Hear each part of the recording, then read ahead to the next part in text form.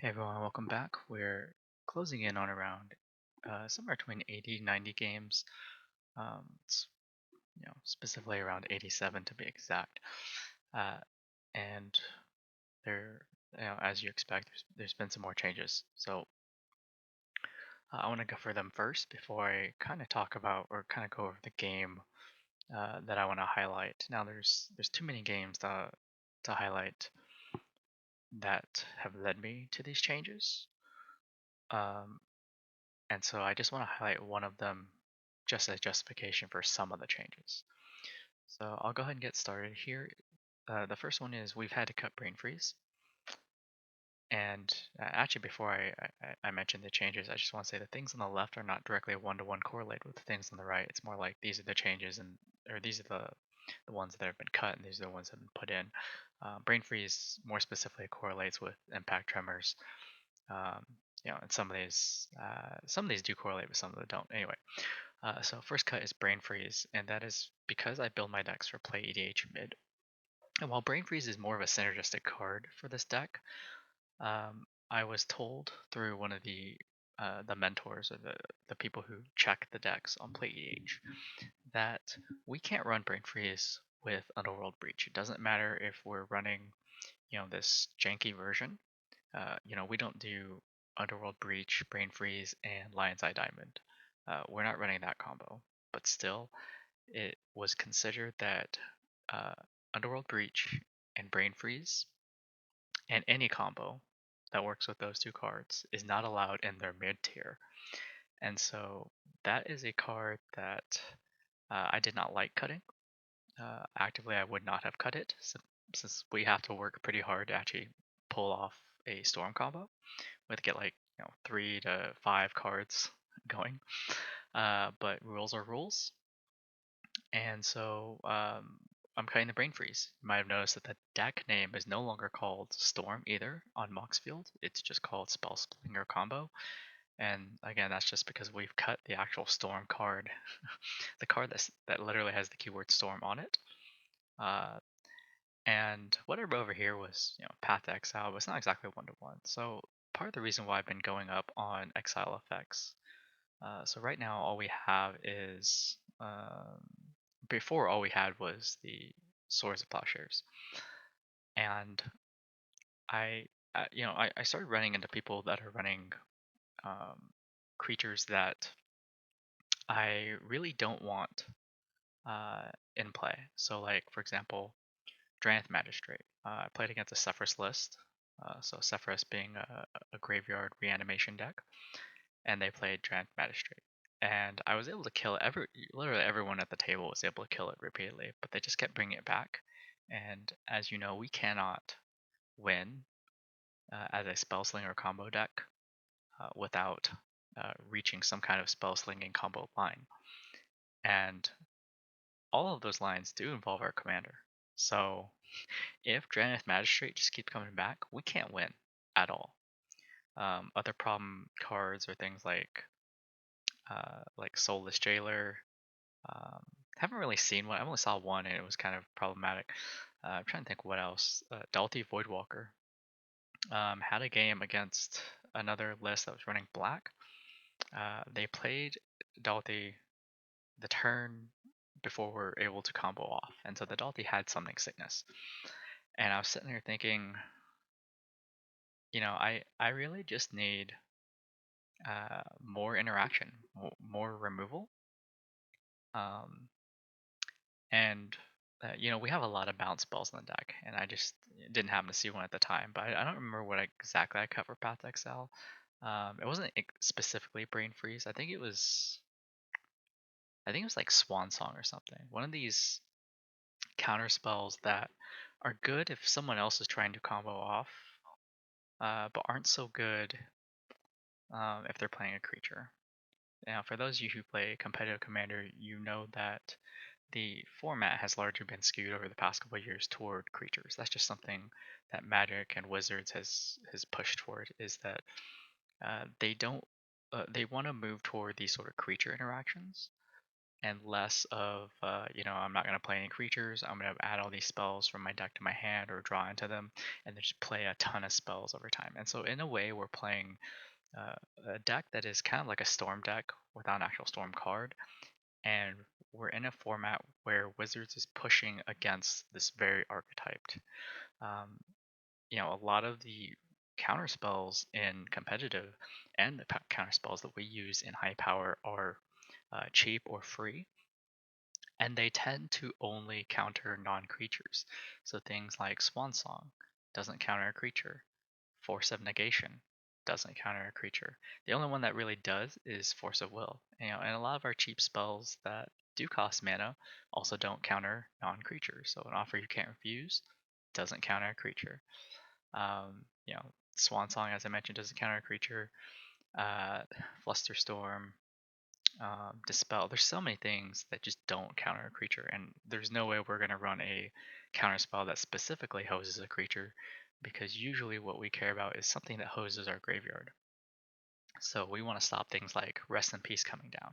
If they play a creature like Drad Magistrate or Dalthi Voidwalker, uh, there's ways to get them to get rid of that, right? Like, what we care about more of is these non-creature things that just can hose our entire strategy. Um, but I did find that we were lacking in terms of creature interaction, and um, this is because of things like you know decks that are Voltron. In this game here, we're actually going to play. I'm going to show where we play against a Voltron player, Voltron commander, and the card I actually had in hand was not Path to Exile, but rather Slaughter the Strong, um, which I'll talk about in a bit. But essentially, the big problem that we have in this as a Spellslinger deck, and as I mentioned before, Wizards is pushing more and more creatures, and decks based more around creatures, and less around these sort of storm or like heavy spell based uh, win cons. Um, and as a result, we encounter more creature decks in our games. Now, this isn't competitive Commander where uh, a lot of decks when using some kind of combo, and so naturally it might be creature light. We're playing in high power. High power is where people are breaking parity or gaining major value by doing things like Cascade or I don't know, just reanimating from the graveyard. They're playing these strategies that um, many of which uh, would be too slow for competitive, but are really really strong in high powered. And in order for us, because we were already deliberately slowing our deck down, I don't run Dockside because it wouldn't be approved for PlayEDH Mid. It's um, literally Dockside plus Vadrok plus Snap is a very cheap 3-card combo that produces infinite mana in most cases. And because we don't run cards like Brain Freeze that can stock our graveyard really quickly, even on our, if we Brain Freeze ourselves, and also doubles as a win con. We don't run Dockside for sudden uh, artifact mana, burst. We are playing a slower game, and in order to play a slow game, we have to be able to buy ourselves more time, and that means not dying to creature damage. Because the number of times that I've sat down and people have been like, "He's playing Vadrok. Oh, that's a combo deck. That's a storm deck. We need to kill him first." And so the whole table by default already, you know, points at me and targets me. Now that may not be something you encounter if you visit a lot of different LGSs, um, or if you play online where there's a massive, massive population. But the number of people who play high power on Cockatrice is relatively small, and so we kind of know each other, at least to a degree. And so when they see me pull out Vadrok, even though Vadrok is one of the commanders that is not uh, popular, like as of this video, I think he's less than like 3% of all commander decks on according to EDH Rec. Enough people have played against me that they sit down and they're like, he's playing a combo deck. We need to attack him by default. And so that naturally leads me to pack in more interaction and more removal just to buy time. Now, if you were to assemble this deck and then bring it to random LGSs, people may not know that, and so you actually have more time than you think.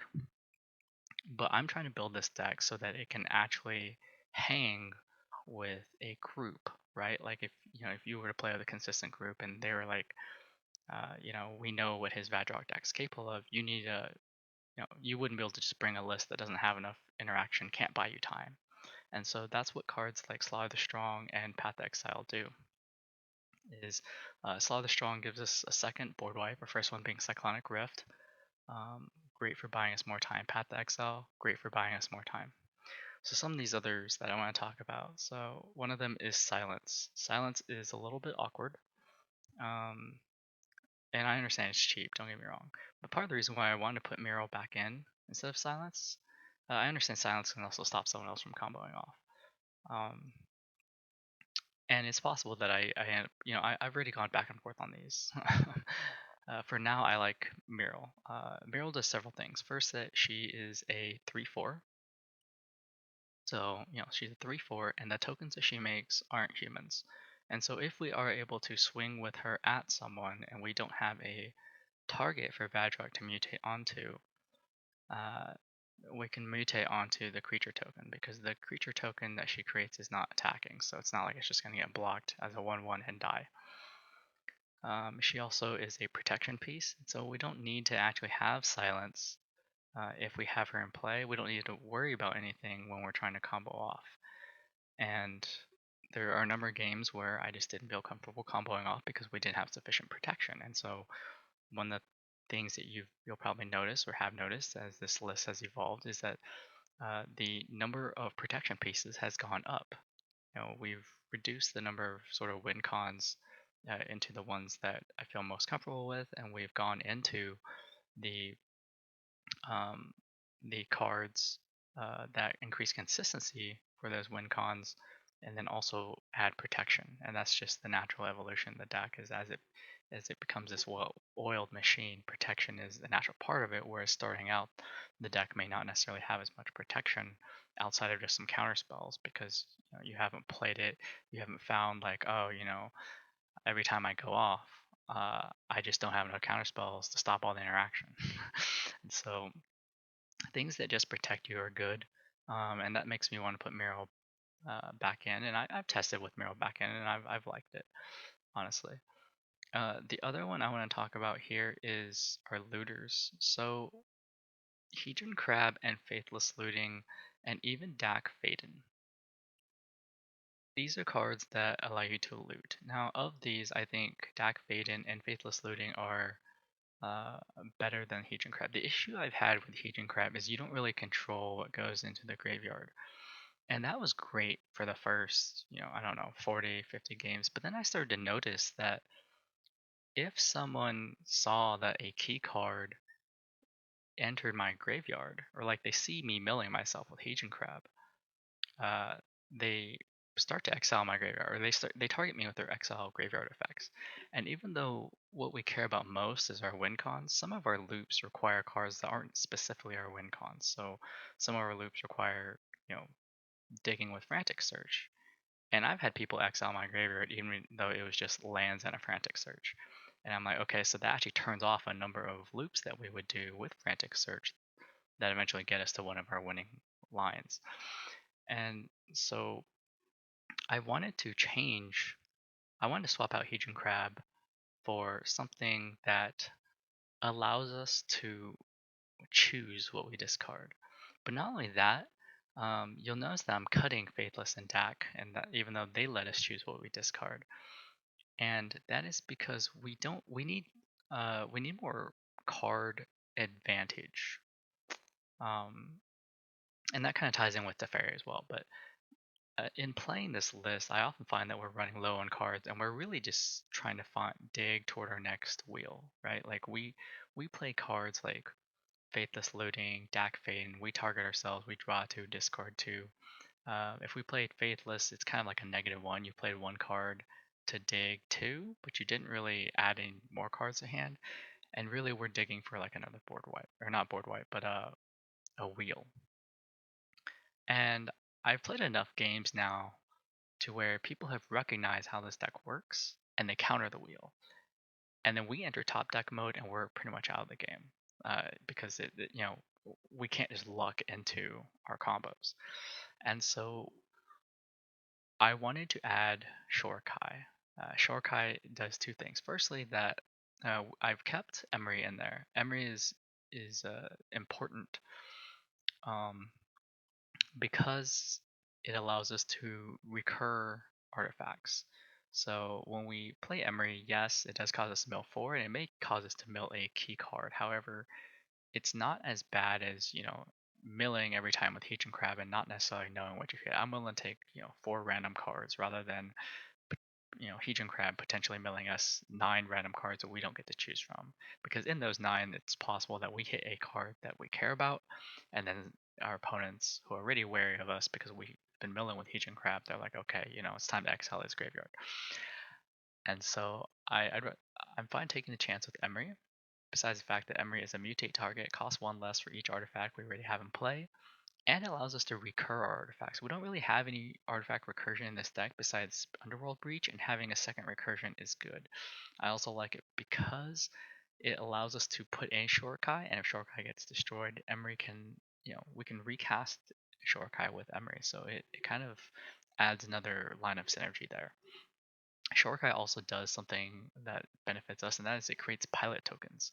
A lot of times, as I mentioned, earlier, opponents will swing their creatures at us, and we need a way to not die to damage. And so, in addition to all these creature removals, the pilot tokens can block. And yes, I know, previously, even in the previous iteration of the list, we had 20 creatures, but the reality is we didn't really want to block with any of them unless they could block without jumping. And a lot of our creatures aren't particularly strong. You block with 1/1s and 2/2s, it's very possible that they end up dying. And so Shorikai kind of gives us a way to uh, get card advantage, dig, and also give us blockers, which is exactly what we want. Now, Swan Song being cut for Kykar. Kykar keeps making its way back simply because Kykar actually allows another avenue to combo. So let's say we've lost Cloud of Fairies. You can actually do the Cloud of Fairies loop with Kykar. And so if we look at this,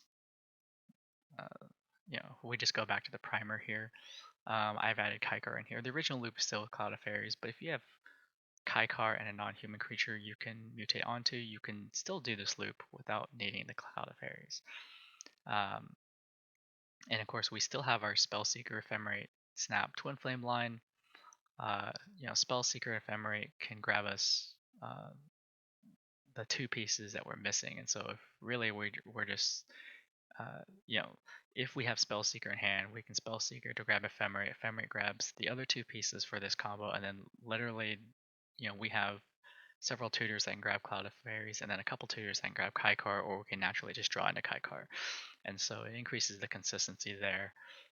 Also kind of fixes one of the weird issues that we have, which is that we are very mana tight because our deck requires a lot of mana to execute these combos, right? Like we're not playing the competitive EDH version of Vadrok that uses 0 mana rocks and cards like Lion's Eye Diamond to just produce lots of mana essentially for free. We actually have to pay for our mana, and so Kykar gives us a way to pay for it. And then similar to how Shorikai generates tokens that we can block with, Kykar also generates tokens that we can block with just for casting things like mana rocks.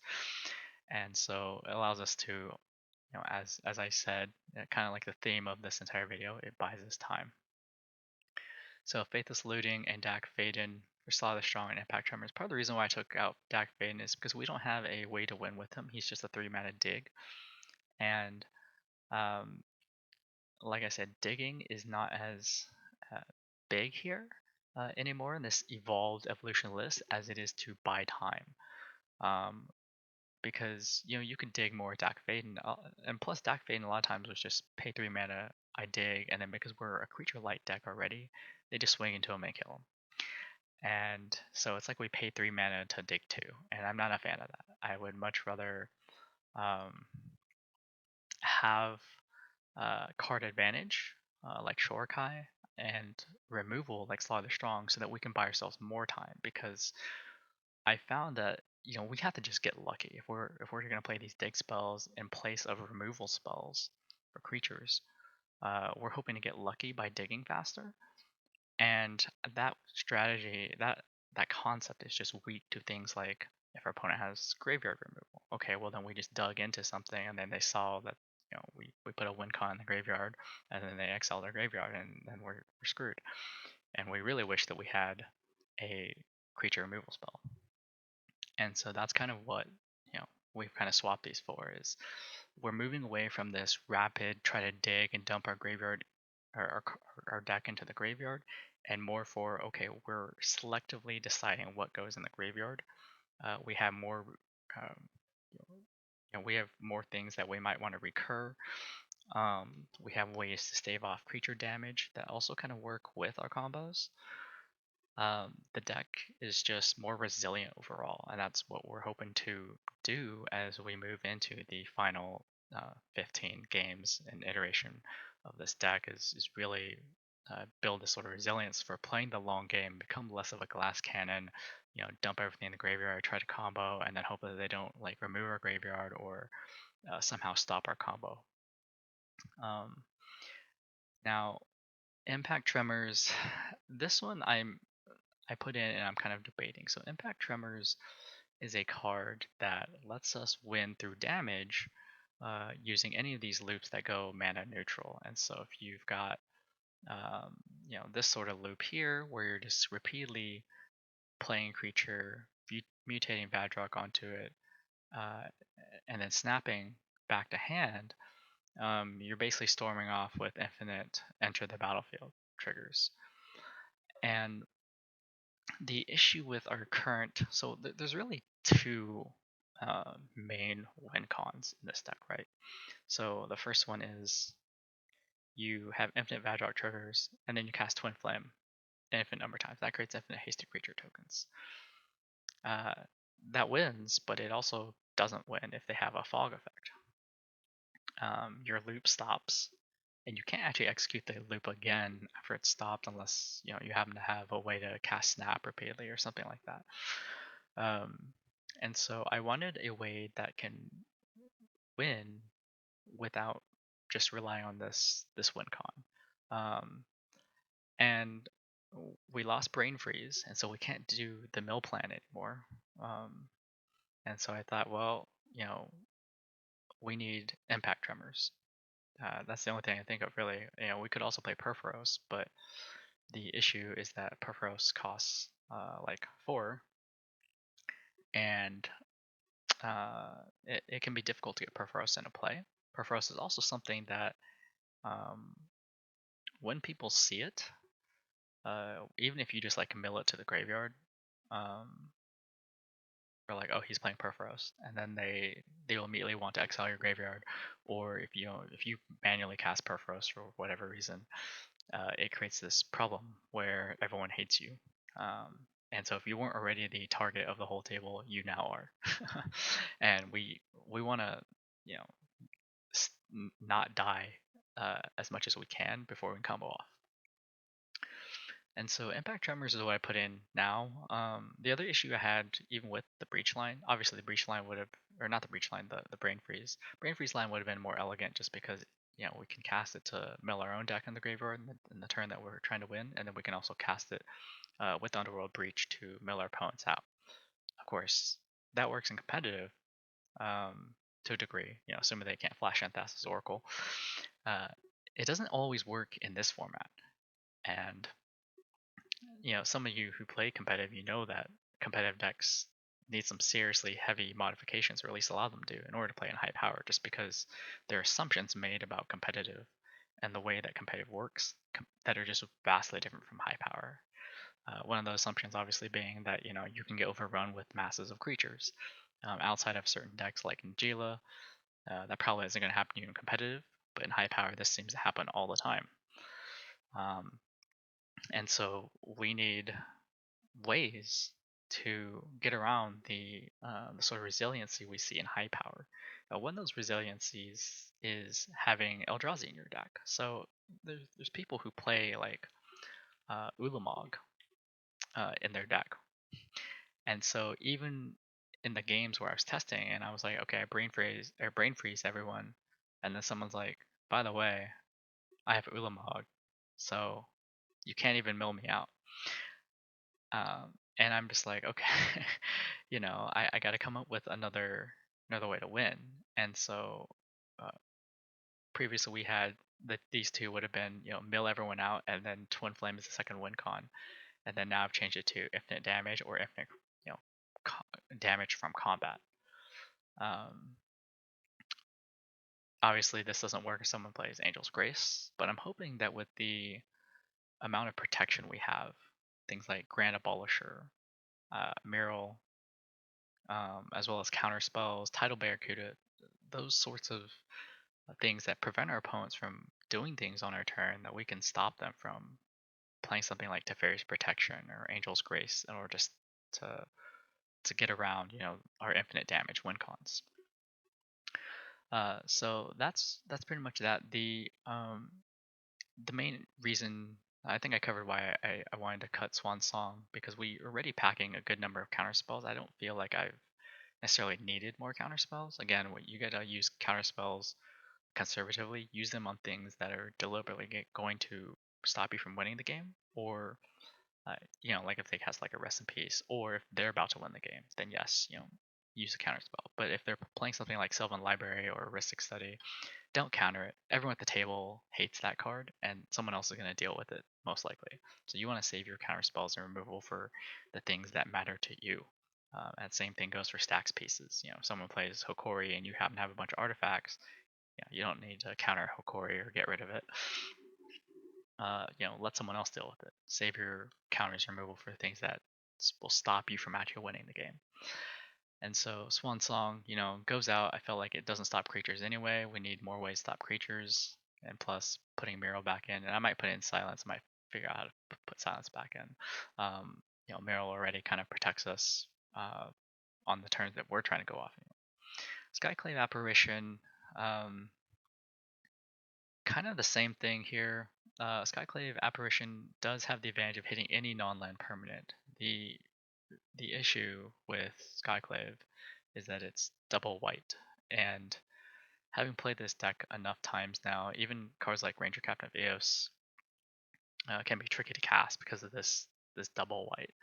However, I don't think I want to cut Ranger Captain, just because Ranger Captain does two things. It can tutor for Esper Sentinel, um, and it can also tutor for Ragavan. So if we don't have anything to mutate onto, Ranger Captain can actually get us something to mutate onto, and then also have the ability to do a silence type effect. And so instead of actually running silence, I figure just running Ranger Captain is fine.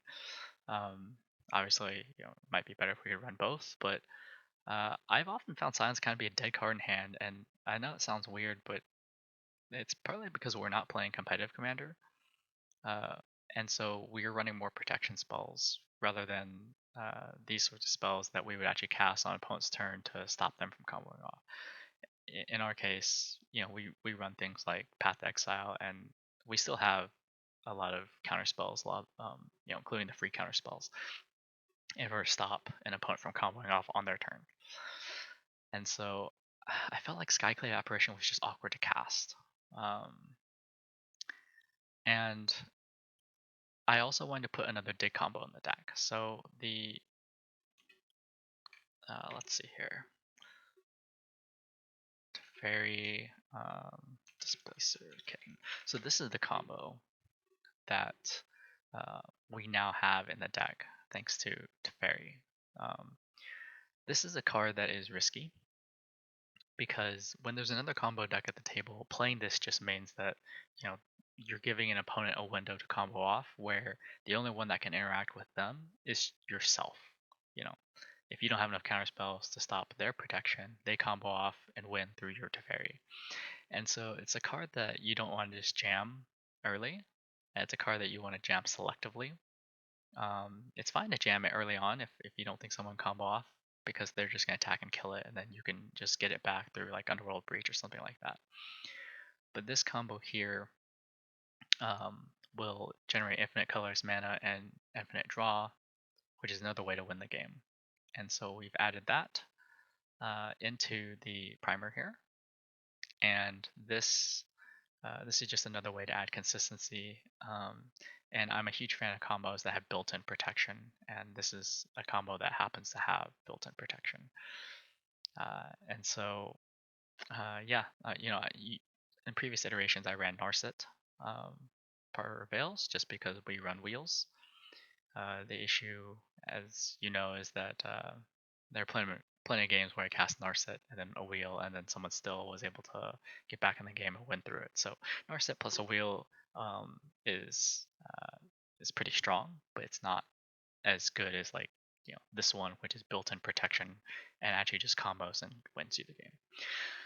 So those are the changes and the rationale behind them. Again, I might end up putting either Swan Song or Silence back in if I feel like we need some other way, some more interaction, I should say.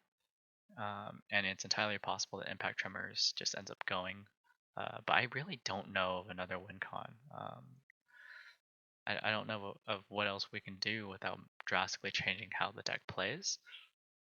Because it still plays in a Storm-like way. We're still trying to cast Vadrok and then snap it to hand. And so I think Impact Tremors has to be it. There might be a card that does something similar to Impact Tremors that is better than Impact Tremors to run.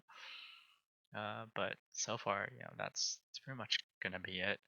I might need to look into the creature-based versions of Impact Tremors just because there's more counter spells for non-creatures than there are creatures. And again, as I mentioned, Commander in general has been being pushed toward a more creature-heavy format for the past few years, and so it's possible that this just needs to be a creature instead, creature that can block, help hold up our board.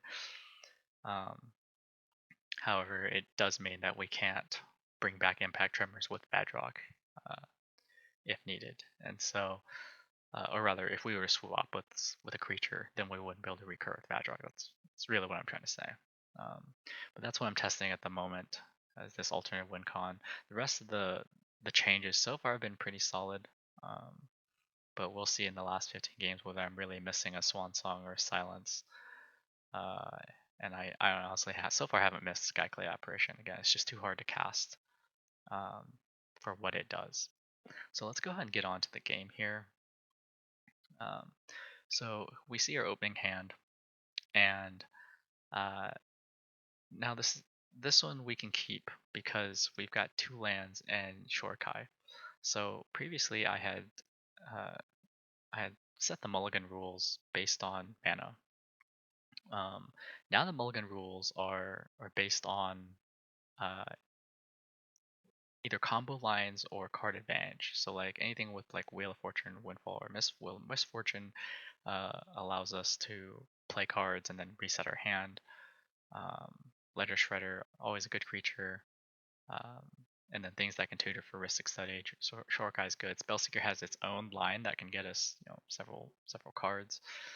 And then if an opponent is playing green, then you can get a lot of value off of Deep Gnome Terramancer, which will get the lands out of your deck. And even though that's not strictly card advantage, that will it does fix the issue of where we need 7 mana we need a lot of mana for most of our combos. And we don't actually have Faithless looting in the list, so I'm just going to cut that really quick. Okay, so this hand we can keep because it has 2 lands, Shorikai, and then a Mana Vault. Kykar here is a little bit awkward, and again, it's something that I was kind of going back and forth on, but for now I'm keeping it. Again, it provides us an alternative if we don't have Cloud of Fairies or can't get Cloud of Fairies. So turn 1, just Mana Vault, pretty classic here.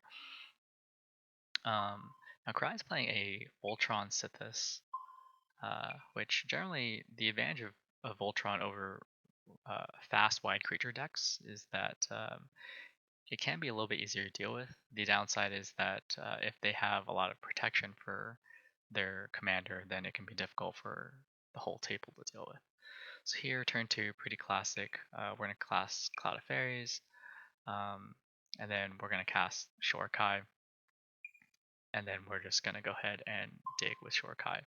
And part of the reason why I want to do that is because even though I don't personally run Corrosive Grip, I think 3 mana is a lot to get rid of something. I want to be able to use Shorikai before someone casts a Corrosive Grip and get rid of it.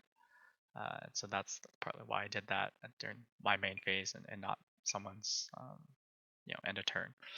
So here we already have the beginnings of the Voltron deck being put together. They cast Sylvan Library. I don't think there was actually an opening which we could have countered it, but again, we save our counter spells. And we let someone else deal with the Sylvan Library. So here we have the Esper Sentinel.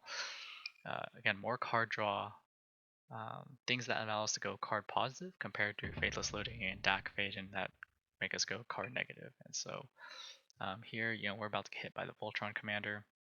Part of the reason I cast Swords of Plowshares here is because it has trample, and I know that most Voltron decks run a lot of protection, and so I'm gonna need the table's help, and so I need to get those protection spells out of their deck, out of their hand, make them play them, and so I wanted to cast Swords there. Just to go ahead and get one out of the way. Plus, you don't actually know if they have one in hand. I think he ended up drawing the Heroic Intervention because it certainly wasn't in his opening hand, and so it's very possible that the swords could have resolved if he had drawn something else. But yeah, we're going to start off taking commander damage, and he's going to deal a decent amount of commander damage to players. I guess this might be a she. But anyway, looks like someone from the table has helped us deal with the Voltron commander. Then play Karth the Lion.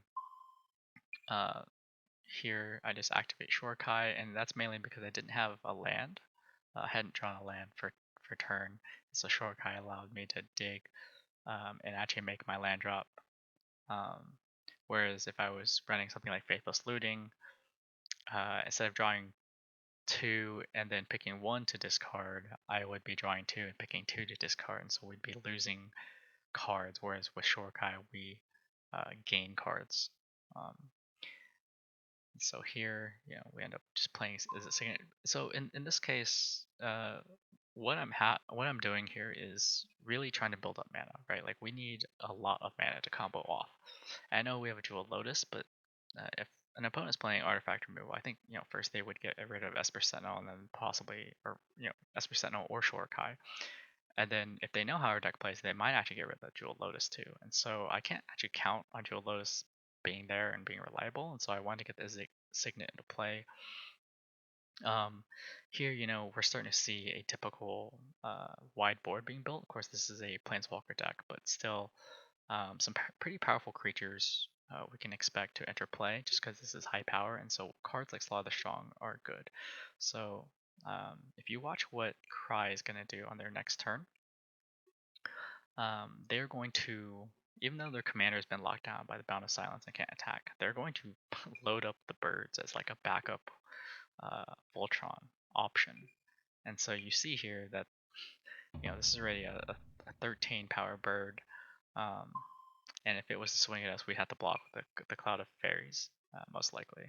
And this is another reason why I like Shorikais, because if we didn't have Shorikai, we would just have Esper Sentinel. We don't have a non-human creature to mutate onto for when we want to combo off. We'd have to play Recur the Guard, which might telegraph some things depending on whatever we fetch, or whatever we tutor, I should say. So Shorikai gives us these pilot tokens that are not humans, so it's really good for what we're trying to do as Vadrok. And of course, we're going to draw a lot of cards off Esper. They're going to draw a lot of cards off of the things they have going on. This person's going to draw a lot of cards off Sylvan Library, and of course Sithis naturally draws cards off of, Sithis' ability.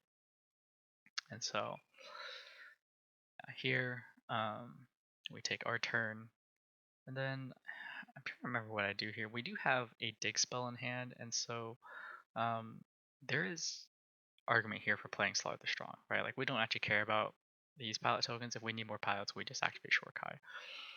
And so this board, well, it may not necessarily have been good against this person, and then this player would probably sack the Theomancer, but it would get the combo player, or not the combo, the Voltron player off of our back.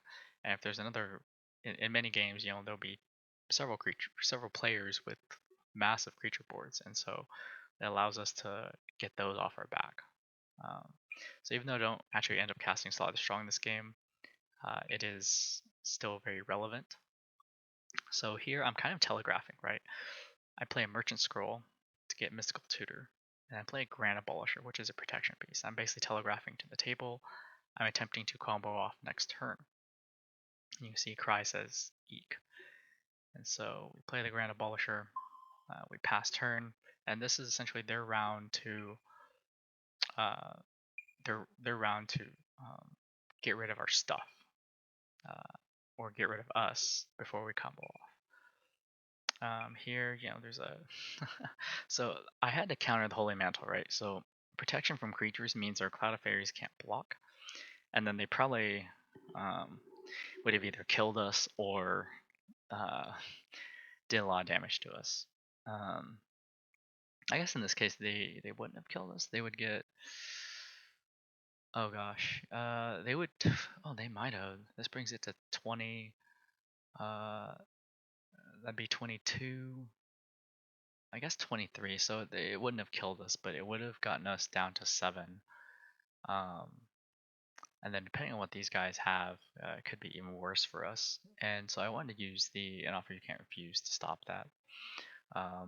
But of course, when you use your only counter spell in hand on the turn that you've telegraphed that you are about to win, you're kind of naked there. But I was hoping, that no matter what, because I had a Shorikai, that I'd still be able to combo off, just possibly without protection. And so here, because we got rid of the Holy Mantle, Cry doesn't attack us, even though they're swinging with 18, or 18 for, they're swinging for a lot of damage. They play Athari, and again, because we have a flying blocker, of course this person knows that, we're probably about to combo off, so they send the Rebels at us, we trade 2 pilots, no big deal. And then the Super Friends player, we don't really worry about too much. I don't think Super Friends is very good in Commander, and then they didn't really have a way to get rid of Grand Abolisher, so they just kind of played their hand. I guess they could have played Apex Predator, but they may just not know that we're about to combo off, even though it's super telegraph with Grand Abolisher and Mystical Tutor. And so we Mystical Tutor for the Chef's Kiss, and then we Frantic Search first, but the Frantic Search graveyard, and then we cast Vadrok with Chef's Kiss, and that wins the game. So that's pretty much the example game where, even though I didn't actually cast Slaughter the Strong, so maybe it's not the best example, but it's a case where we would have cast it if Bounded Silence was not cast. Imagine if, these people, they didn't have Bounded Silence, but they had things like Swords of Plowshares and Path to Exile, and they saw that the Voltron player was not coming after them. They might have just let those attacks happen as long as they wasn't swinging at them. The Path of Exile or Path to Exile, or Swords of Plowshares wouldn't be hitting their commander. And that's a case where I would have cast Slaughter the Strong in order to get the Voltron player off my back and pretty much, ruin their game plan until they draw a replenish. And so I do believe that these changes, even though they reduce our ability to dig into the deck, they increase our resiliency because we're not putting a bunch of random cards that we don't control into the graveyard, or force us into these awkward decisions where we're playing negative, or we're going down on cards, right? Like you cast Faithless Looting, you're spending a card to dig 2, but you're not actually adding a new card to your hand. It's more like Card Filter, and Card Filter is a lot harder to play when you have less cards in hand. It also makes cards like Gamble, which is one of our best tutors in the deck, it just makes that not as good when our hand only has like a couple cards in it. And so with these changes, we've added more card advantage sources that make us go positive, and then ways to buy us time, so that we can actually survive some of these onslaughts, and then almost exclusively going into discard outlets that allow us to choose what we discard, plus give us card advantage, so that we don't have to make these tough choices. Overall, I'm really liking how the list is shaping up. Again, the only cards that might feel a little bit awkward are Impact Tremors. It is never a good time. It never feels good to play Impact Tremors, right? Like you play Impact Tremors, it makes people kind of freak out at the table. They're like, "Oh, that's a card that it's kind of a win con." And because we're not going wide with creatures really fast, uh, it doesn't really have much of an impact till the turn we combo off, and that makes it awkward because it directs attention toward us as players. Like we need to attack the Vadrok player, and it's also kind of a dead card. But that's just how Spellslinger is in many cases. Is that that's why Brain Freeze was so good in this deck, is because it served dual purpose. It was a dig card when we target ourselves, and then when we play Underworld Breach, it was a win con. It served dual purposes, and we've lost the ability to do that because it's just not allowed in PlayEDH Mid. And so we've got to run 2 awkward cards in our deck now, which we never actually want to draw these win cons. We want to dump them into our graveyard, or at least we don't want to draw them until we're about to win. But otherwise that's just kind of how it goes. I guess the other thing is that there is this weird corner case where both of these get exiled somehow, and we have to win by, I don't know, crewing up Shorikai or actually attacking with with Vadrok since he flies. There's a number of cases where we might have some awkward games and can't win in a Spellslinger fashion, and so a lot of these changes and additions allow us to do that. But yeah, that pretty much sums it up for this video. There will be one more to talk about the changes that are made for the last 100 games, and then there will be a final deck overview, and then some example games to showcase the list, and then it'll be put through the PlayEDH deck check, and then there might be some changes required because of that deck check, in which case we kind of go back and I'll do some more testing, and I'll probably do another video after that if we have to make changes in order to talk about what changes were tested and made, and then eventually we'll have a final list. But yeah, at some point we'll have a Vadrok approved list for PlayEDH Mid, and it hasn't exactly been easy, but if you've been following along to this point, well, I do hope that we're able to get there in the end, and we're able to be on target and not have to make a lot of changes after we submit it for approval.